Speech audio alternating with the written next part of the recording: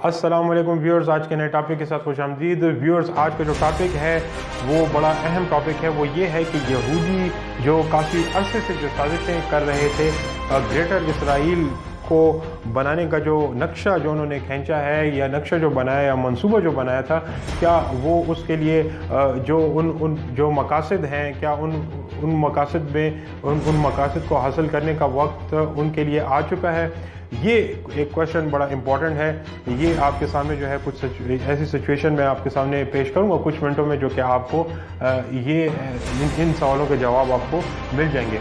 आज तकरीबन 200 करोड़ से ज़ायद मुसलमानों की आबादी सिर्फ और सिर्फ 1.5 करोड़ के लगभग यहूदियों के सामने जो है वो बेबस दिखाई दे रही है। इस वक्त अगर हम देखें तो यहूदियों की इसराइली स्टेट की जानिब से जो बमबारी जो की जा रही है, उसके नतीजे में फ़लस्तीनी जो है वो बुनियादी जो सहूलियात हैं उससे भी जो है वो महरूम दिखाई दे रहे हैं। और उसमें सेहत, तालीम और पीने का साफ़ पानी के अलावा जो है एग्रीकल्चर को तकरीबन $17 मिलियन का नुकसान जो है वो इसराइली बमबारी की वजह से फ़लस्तीन को हो चुका है। और इस नुकसान के नतीजे में जो है वहाँ पर खुराक की किल्लत भी हो सकती है। इसी जो व्यूअर्स, जो यहूदियों और मुसलमानों के दरमियान जो जंगें हैं और ये जो साजिशें हैं, ये यहूदियों की जानिब से वो इस्लाम के शुरू से ही जो है ये साजिशें चल रही हैं और मुसलमानों को किसी न किसी तरीके से जो है वो नुकसान पहुंचाया जा रहा है। आज जो जंग की जो सूरत हाल है, आज भी ये हमें इसराइलियों की जानिब से जो फ़लस्तीन के ऊपर जो बमबारी हो रही है, आज कुछ जंग की ये कैफियत है। यानी जंगें जो हैं वो पहले ज़माने में जो जंगें थी, आज के ज़माने में जो है वो टैंकों और जो है वो गोलाबारी और रॉकेटों का जो है वो इस्तेमाल किया जा रहा है। तो ये जो जंग है मौजूदा, ये बेसिकली जो है अगर हम देखें इसका पस मंज़र ग्रेटर इसराइल को ज़रा उसको अगर हम देखें तो उनका जो है वो क्लेम है, उनका ये क्लेम है कि यहाँ पर मौजूदा जो मस्जिद अक्सा है एंड इसी मकाम के ऊपर जो है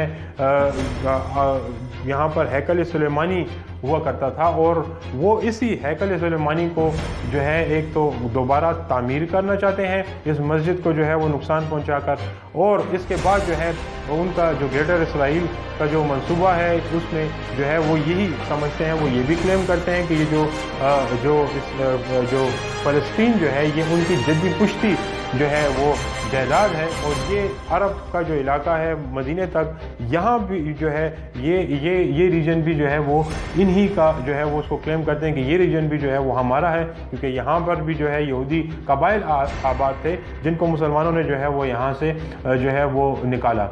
तो इसी के साथ साथ जो है ये इराक़ का इलाका, शाम का इलाका, इसको भी वो क्लेम करते हैं। और टर्की जो कि इब्तदाई तौर पर उसके शुमाली और जनूबी जो इलाके हैं, ये भी जो है वो उसको ग्रेटर इसराइल में जो है वो ये रीजन भी जो है वो क्लेम करते हैं कि ये उनकी जो है वो मलकियत है।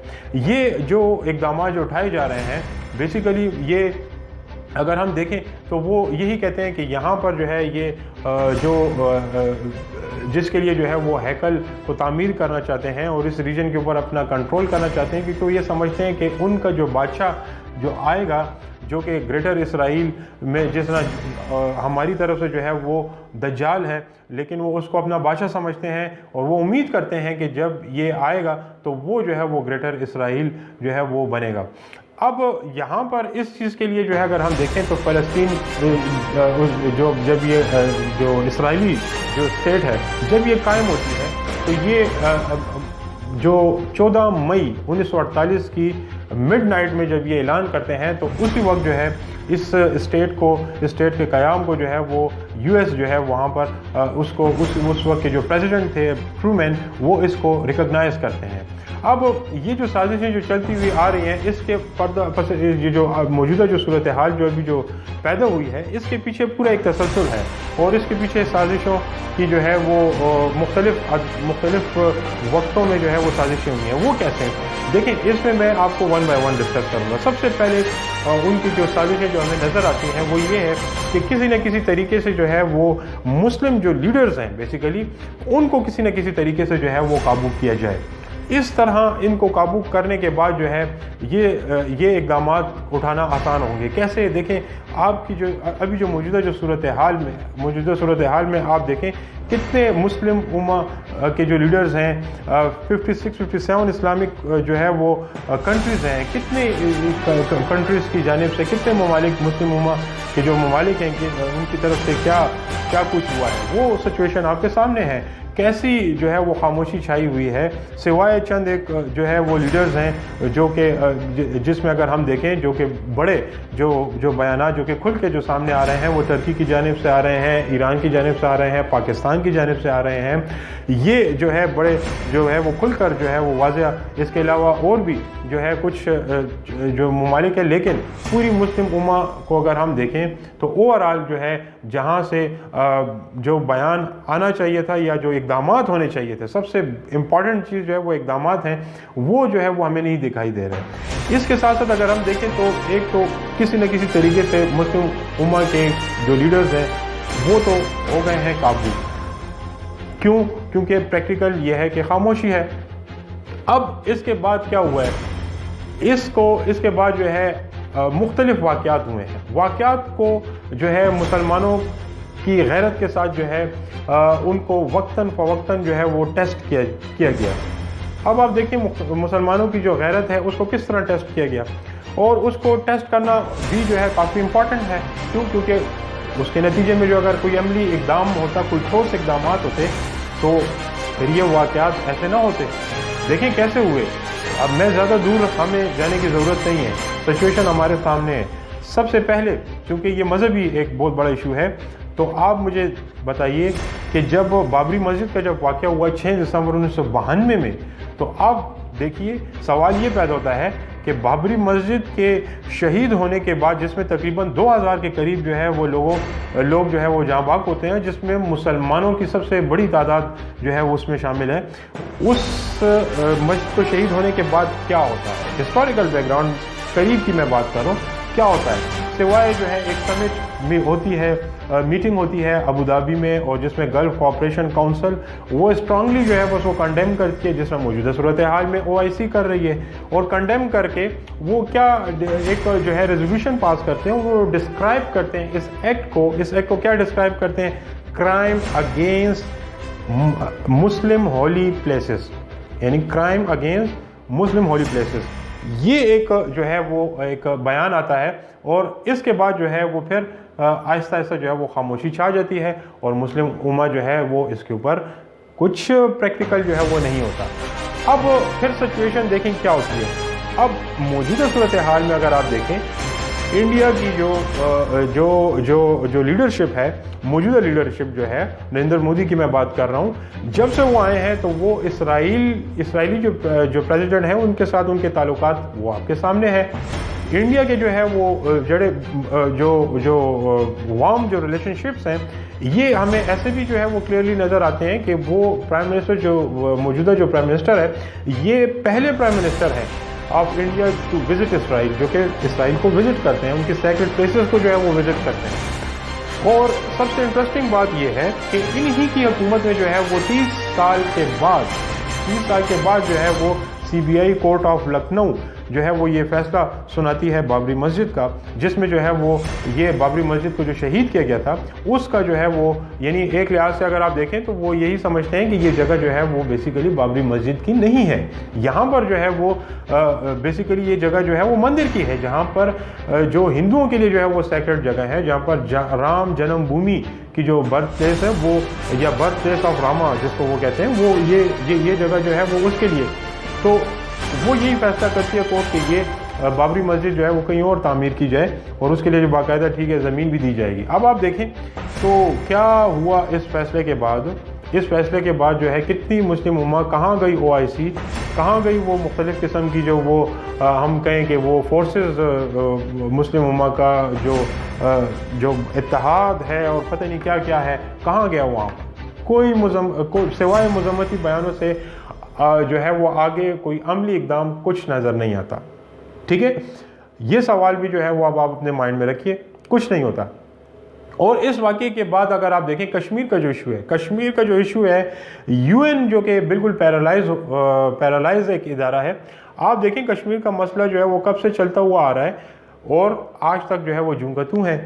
देखें कश्मीर का जो इशू है बेसिकली और पैलेस्टाइन का जो ये जो दो जो है ये जहाँ पर मुसलमानों के साथ जो नस्लकशी की जा रही है मुसलमानों की, और जहाँ पर जुल्म व बर्बरियत जहाँ पर जाती है, ये आप इसको कंपेयर करें, इन चीज़ों को आप देखें, कुछ नहीं हो रहा। उसके बाद जो है इसी गवर्नमेंट में आप देखें इंडिया की जो गवर्नमेंट है, इसी के साथ जो है वो लॉकडाउन का ऐलान होता है, और लॉकडाउन जो कि 5 अगस्त 2019 को जब लॉकडाउन होता है तो उसका जो रिस्पांस है मुस्लिम उम्मा की जानिब से, मैं किसी एक कंट्री की बात नहीं कर रहा, मैं मुस्लिम उम्मा की बात कर रहा हूँ, मुस्लिम उम्मा की जानिब से जो है क्या रिस्पांस आता है, क्या क्या क्या जो है वो प्रैक्टिकल इकदाम हमें नज़र आते हैं, कुछ नज़र नहीं आता। कहाँ गई OIC?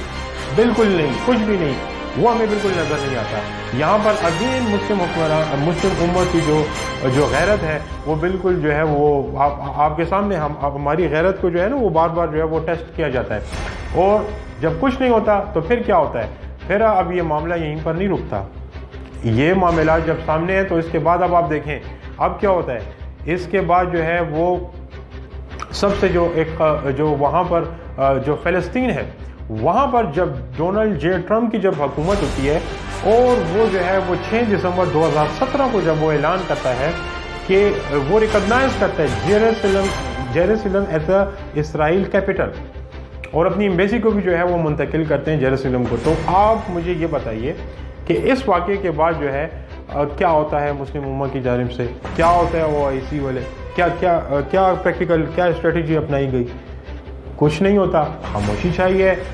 उसी खामोशी के बाद फिर क्या होता है, ऐसे वाक़यात के बाद जो है फिर आप देखें अब सबसे जो ख़तरनाक जो चीज़ जो उन्होंने छेड़ी हुई है, और ये भी एक काफ़ी अरसे से जो है ये मामला चलता हुआ आ रहा है, और मौजूदा वक्त में ये फिर इसको जो है वो छेड़ा गया, वो है तौहीन रिसालत। फ्रांस की जानिब से जो है वहाँ पर बिल्कुल एक प्री प्लान जो है वहाँ पर ये तौहीन रिसालत की जाती है, और तौहीन रिसालत जो हमारे ईमान का हिस्सा है, और इसके नतीजे में आप देखें तो OIC के बयानात देखिए, आप तमाम चीज़ों को उठा के देख लीजिए, मुझे आप प्रैक्टिकली बता दीजिए कि आज तक जो है क्या इक़दाम उठाए गए, क्या ऐसा कुछ करके दिखाया गया कि जिसकी वजह से जो है पूरी दुनिया को जो है वो मालूम हो जाए कि ऐसी हरकत जो है दोबारा ना हो।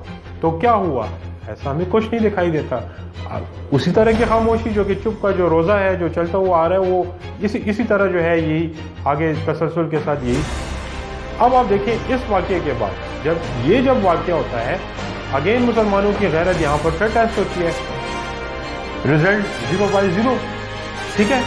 अब इस वाक़े के बाद फिर क्या हुआ, अब राह हमवार हो रही है ना। देखिए जब किसी चीज़ के लिए आप कोई इक़दाम आप उठाते हैं तो उसके लिए राह को हमवार, तो राह अब हमवार हो गई। तो उस वाक़े के बाद अगर हम देखें तो यहाँ पर फिर इसराइल का जो मामला है व्यूअर्स, ये फिर स्टेप उठाया गया, और ये जो काफ़ी अर्से से जो वहाँ पर जो छोटी मोटी जो जंगें जो चल रही थी, अब वो जो है बाकायदा जो है वो एक जंग का जो है वो ऐलान हो चुका है वहाँ पर, और इसराइल में जो है वहाँ पर बड़े पैमाने पर जो है नुकसान उठाया जा रहा है। और इस सूरत हाल में अभी कुछ लोग हैं, कुछ दानिशवर हैं, वो उन्होंने जो है वो US से उम्मीदें लगाई बैठी हैं। सबसे इंटरेस्टिंग जो बात है वो ये है कि अब ऐसी सिचुएशन में उम्मीद लगाना US से, यूनाइटेड स्टेट्स से, एक ऐसी स्टेट से कि जिसकी जो है वो जिसने इसराइल को बनाने वाले US है, तो अब ऐसी स्टेट से उम्मीद लगाए बैठना ये बेवकूफ़ी नहीं तो क्या है। तो मुझे इस चीज़ का भी आप जवाब दीजिए ना। और US का जो बयान आया है, जो बाइडन का जो मौजूदा सूरत हाल में उसका जो बयान है, वो कह रहे हैं भाई वो तो अपनी जो है वो डिफेंस में जो है वो ये कुछ कर रहे हैं, इसराइल को तो डिफेंस के लिए जो है वो ये सब कुछ कर रहे हैं। तो हमें बिल्कुल इसमें जो है वो हैरान और परेशान होने की ज़रूरत भी नहीं है। उम्मीद जिन लोगों ने उनसे लगाई हुई है उनको ज़रा जागना चाहिए, उनको जाग जाना चाहिए और उनको देखना चाहिए। और ऐसी सिचुएशन में जो मैं अभी आपके सामने मैं पेश कर रहा हूँ कि ऐसी सिचुएशन जो कि US से जो उम्मीद जो बाइडन ने जो बयान दिया है, उससे इसी चीज़ की जो है वो उम्मीद भी की जा सकती है। क्यों? देखें अब आप देखें, एक तो मौजूदा जब से जो है ये इसराइल स्टेट कायम हुई है, after many years of increasing US military add जो है वो इसराइल को साल जो है वो इंक्रीज हो रही है। फिस्कल ईयर 2020 की मैं बात करता हूँ, यूनाइटेड स्टेट्स ने तकरीबन इसराइल को 146 बिलियन डॉलर की जो है वो military and missile defence funding की हुई है। अब आप इससे अंदाज़ा लगा दीजिए, ये मिसाइल और ये जो मिलिट्री जो बड़े पैमाने पर जो असलहा जो दिया जाता है या जो फ़रोख्त होता है, तो ये किस लिए हो रहा है, ये किस लिए हो रहा है ये। और इसके साथ साथ जो है अगर आप देखें तो वो Israel making Israel the largest cumulative recipient of the US assistance since World War two के बाद जो है इसराइल सबसे बड़ा लार्जेस्ट कम्युलेटिव रेसिपेंट है यूएस का। और तकरीबन अगर हम देखें तो तकरीबन इसने अभी तक जो है इसराइल ने 500 मिलियन के जो joint US Israeli research development and deployment of the missile defence system, ये जो है इसके ऊपर जो है वो तकरीबन 500 मिलियन डॉलर की जो है वो रिसीव कर चुका है इसराइल। अब आप अंदाज़ा करें कि इससे जो है हम क्या उम्मीद लगाएं यूएस से। और अभी की जो मैं बात है ज़्यादा दूर ना जाइए, बल्कि अभी की जो बाइडन जो प्रेसिडेंट है ये क्या कहते हैं भाई, ये भी यही कहते हैं कि आज भी उन्होंने जो है वो न्यूज़ मतलब रिपोर्ट्स के मुताबिक वो कहते हैं कि 735 मिलियन डॉलर का असलहा फ़रोख्त करने की जो है वो मंजूरी उन्होंने दे दी है। जो बाइडन ने जो है ये मंजूरी दे दी है। तो इसराइल रिसीव मोर FMF जो अमेरिका जो फंडिंग करता है वो पूरी दुनिया में इसराइल जो है वो टॉप कर रहा है। अब आप देखें OIC ऐसी सूरत हाल में, ऐसी सिचुएशन में OIC के बाद जो अगली जो उम्मीद है वो जनाब अली जो वो लगा रहे हैं, मतलब कुछ दानिशवर है वो कह रहे हैं कि UN में जो है वहाँ पर इस मामले को जो है वो उठाया भी जाएगा। और अब आप मेरा UN के साथ भी जो है वो आपकी सिचुएशन आपके सामने मैं पेश करता हूँ। UN में जो सबसे ज़्यादा जो इन्फ्लुएंस रखता है वो US है। इसकी प्रैक्टिकल अगर मैं उसके ऊपर शुरू हो जाऊं तो शायद ये टाइम जो है वो बहुत कम लिमिटेड टाइम है, वो मैं फिर किसी लेक्चर में जो है आपको पेश करूंगा। बहरहाल कहने का मकसद ये, UN बिल्कुल एक पैरालाइज इदारा है, वो एक यूजलेस एक ऑर्गेनाइजेशन है। और उसका जो है यहाँ अगर आप UN से अगर उम्मीद लगाए बैठे हैं तो आज तक कश्मीर का जो मामला है जो कई दहाइयों से चल रहा है वो अभी तक हल हुआ होता। UN में आपको बताता चलूँ, US जो है 22% ऑफ द UN बजट जो है वो US जो है वो US की जानिब से। अब आप अंदाज़ा कीजिए कि क्या UN बग़ैर US के कोई प्रैक्टिकल या कोई ऐसा इक़दाम जो है वो फॉरवर्ड कर सकेगी? ये आपके सामने क्वेश्चन है। देखिए ये कुछ अब उम्मीद फिर क्या हो, मुसलमानों को इस वक्त मुस्लिम उम्मा को एक बंद गली की तरफ जो है वो धकेल दिया गया है। ऐसी सिचुएशन में क्या करना है? ऐसी सिचुएशन में मेरी नज़र में जो है वो सिर्फ और सिर्फ उम्मीद अल्लाह से लगाई रखनी है। आप किसी भी जो है यहाँ पर किसी स्टेट से या किसी मुल्क से जो है वो उम्मीद न लगाएं। उम्मीद सिर्फ आप अल्लाह से बांध लें और अपनी गैरत को जगाएं। अपनी गैरत को जागने की ज़रूरत है। और ईमान की जो कमज़ोरी है वो जो है अपने ईमान को जो है वो मजबूत करना होगा। और रसूल अकरम सल्लल्लाहु अलैहि वसल्लम ने जो फरमाया था, ये जो है जो हुक्मरान, जो मुस्लिम हुक्मरान जो कि जिनके पास पैसा भी है, जिनके पास जो है वो रिसोर्सेज भी हैं, जिनके पास सब कुछ है और वो इसके बावजूद खामोश हैं, तो वो एक चीज़ को याद रख लें। रसूल अकरम सल्लल्लाहु अलैहि वसल्लम ने जो फरमाया था, उनकी जो हदीस थी कि मोमिनों की मिसाल आपस में एक दूसरे के साथ मोहब्बत करने में, एक दूसरे के साथ रहम करने में, एक दूसरे के साथ शफ़क़त और नरमी करने में एक जिस्म की तरह है। यानी जिस्म के किसी उज़ू को या किसी हिस्से को अगर नुकसान पहुंचता है या अगर दर्द होता है तो वो जो दर्द है उससे पूरा जिस्म में जो है वो बेदार होता है और बुखार में मुब्तला होता है। यानी पूरे जिस्म को तकलीफ़ होती है। ये अहादीस जो है वो ज़रा अपने माइंड में जो है वो सोच लें, उसको सोच लें कि रोज़े महशर जो है वो क्या जवाब देंगे कि आपके जो मुस्लिम उम्मा के अंदर जितना कत्ल व गारत, जितना खून बहाया जा रहा है, चाहे वो कश्मीर की सूरत में हो, चाहे वो फ़लस्तीन की सूरत में हो, उसका ये हुक्मरान जो है वो जवाब देंगे। शुक्रिया। इस वीडियो को आप लाइक कीजिए, शेयर कीजिए, सब्सक्राइब कीजिए।